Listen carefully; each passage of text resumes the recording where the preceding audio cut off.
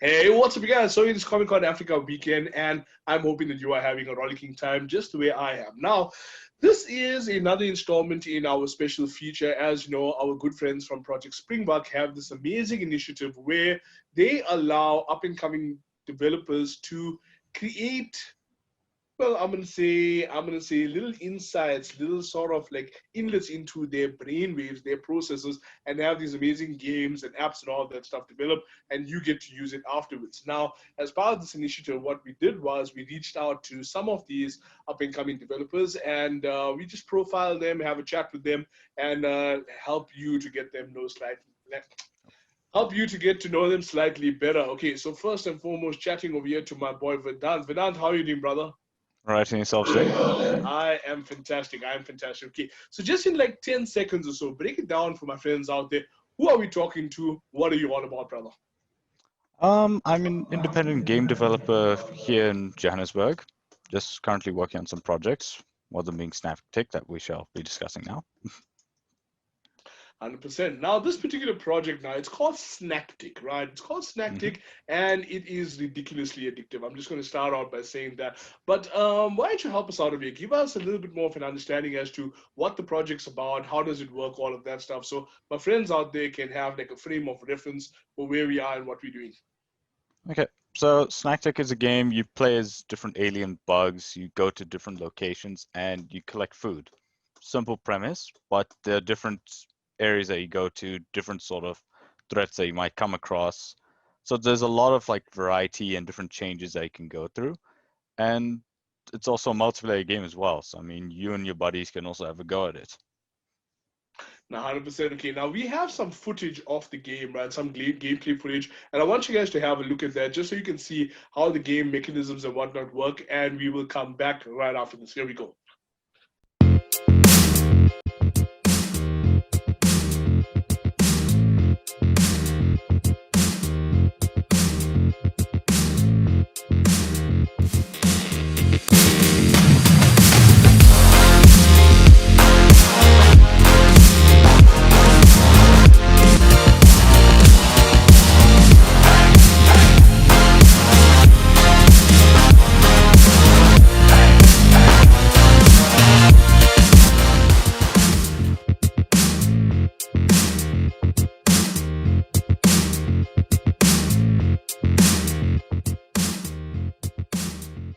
Okay, right. So, guys, you've had a look over here, and as you can see, that last part, like you looking in one side, and you're doing your thing on this end, and then on the other hand, now there's literally a hand that comes and just smacks the thunder right out of you. So, but now they gotta ask, what inspired the game? Like, how did you come across this?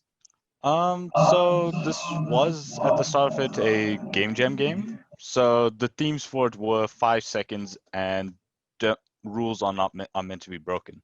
So then I decided let's take 5 seconds in rules. So make up the 5 second rule, which right now is like the don't bother picking up rule at this moment. So basically I thought, hey, I wanted to make a game about regarding falling food. So what creatures do we usually I usually see ants on the floor busy picking up some Mm. rice or something. So I mean, there we go. So just start off with that. Oh, that is awesome, dude. Because, like, I mean, I spent my lockdown just scarfing down so much of stuff. So there was absolutely nothing in my flat that anything could eat. But there is this one mutant roach here somewhere. And I've decided to name him Howard the Roach. And I am convinced that this guy over here is, like, having played the game now, having seen the footage again in a few seconds ago, I'm like, no, no, no, no, no, no, wait, there's something going on over here. So now I'm even more conscious of it. I'm going to make a conscious, deliberate effort to make sure that there are absolutely no comes anywhere here because we don't want any problems. But anyway, let's change tack a little bit over here for a second. Now, I mean, game development, developing, being a developer, just all of that seems like such a far removed concept from, my life experience. So I have to ask you, when it comes to game development as a whole, is that something you look at as a hobby, or is it something that you look at as a calling, a career, a different trajectory for your life, as it were? Tell me more about your journey, brother. All right. I've been studying and making games since 2017, but just finished my course with it regarding it. And with this title going forward, I'm going to be making this my full-time job. In a way, I could say it is a fusion between Korea and hobby. Okay. Krabi, as I would say. Probably, I like that.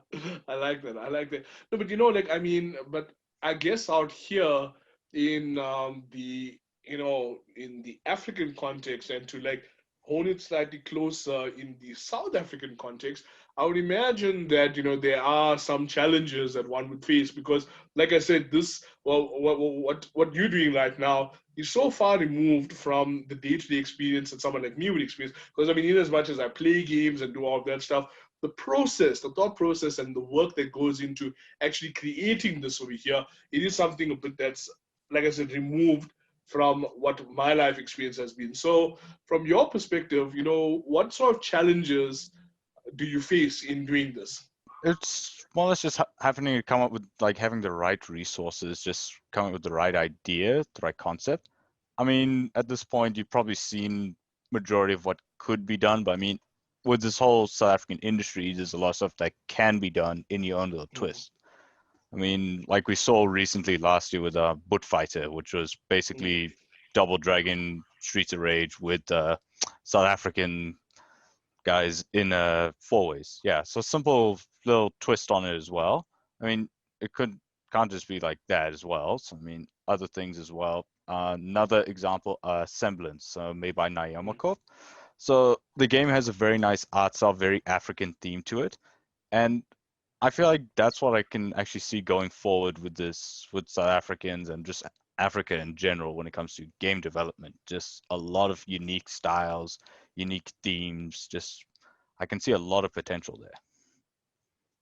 No, that's epic. So, I like the way you've twisted that around because I was thinking of it from the perspective of, okay, well, you know what, surely living down here in Africa where the lights are unreliable and airtime is expensive, it might be a bit difficult, to break in. But what I love is that you've actually twisted this entire thing around and, are looking from the perspective of there's so many opportunities of here, which I think tying in with what our friends from Project Springbok are doing, it just all aligns quite nicely, because we are all about exploring new opportunities. Now, on the topic of new opportunities, I gotta ask, like, what's in the future for you? Like, where do we go from here? Do you have other projects in the pipeline? What's going on?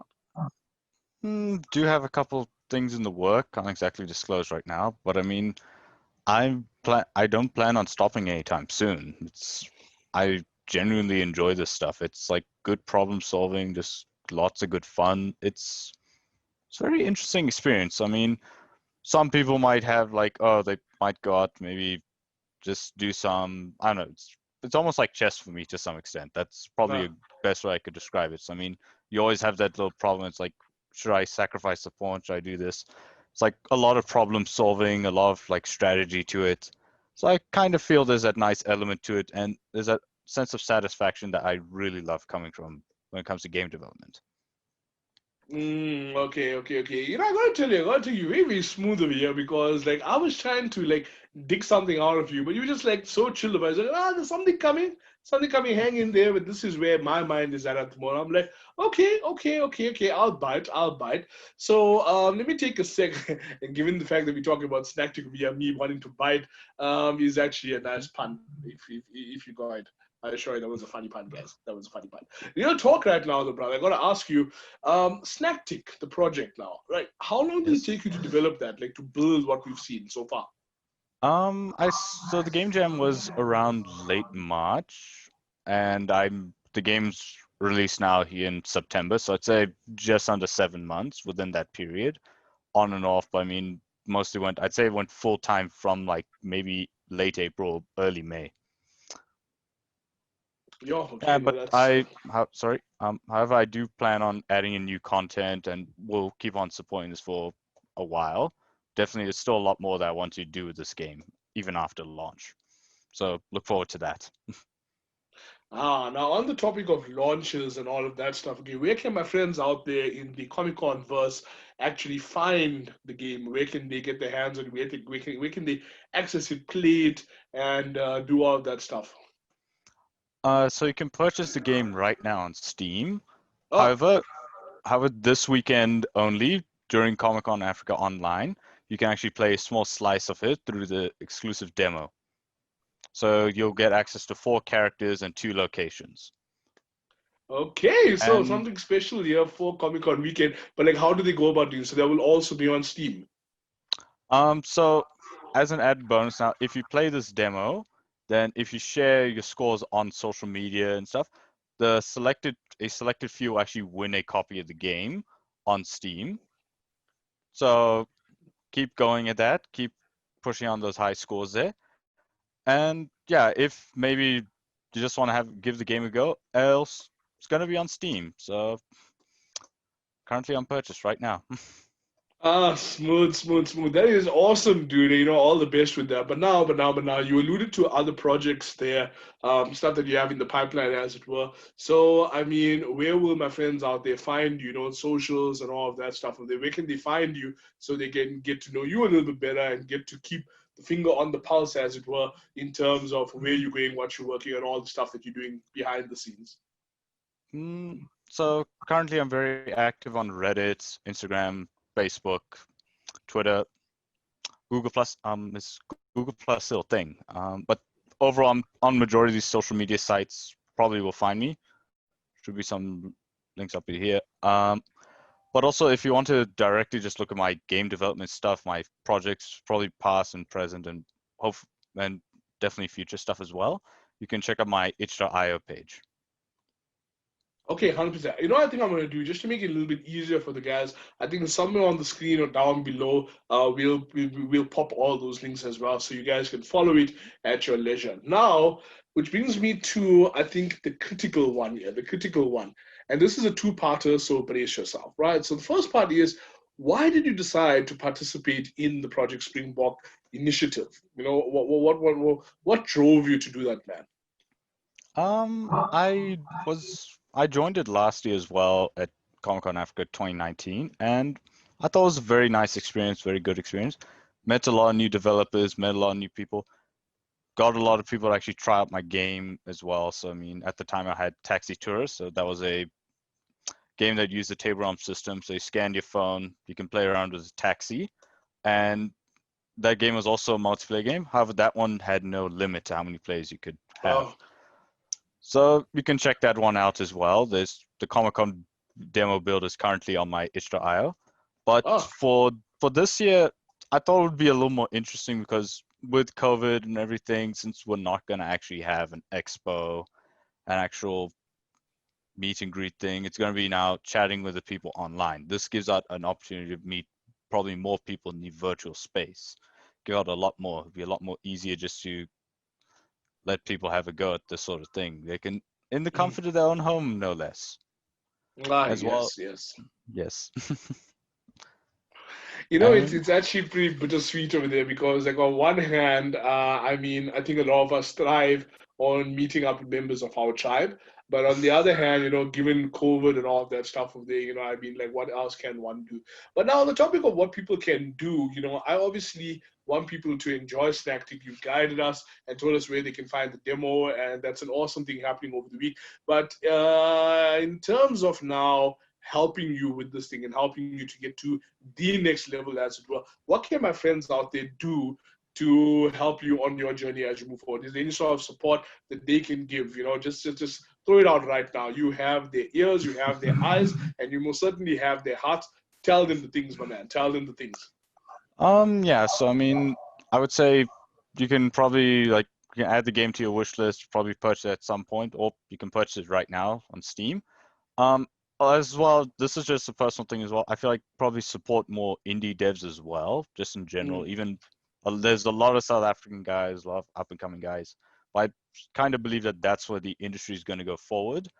A lot of these AAA companies, so I mean, all these big Ubisoft, EA, all these guys, it's going to be a lot harder for them to make games on all the new systems. But mm. that's why I believe that the indie market will thrive, and I believe that these are the guys that'll have a lot of passion and everyone will actually small games, but have a lot of heart to them. That's all I can tell you.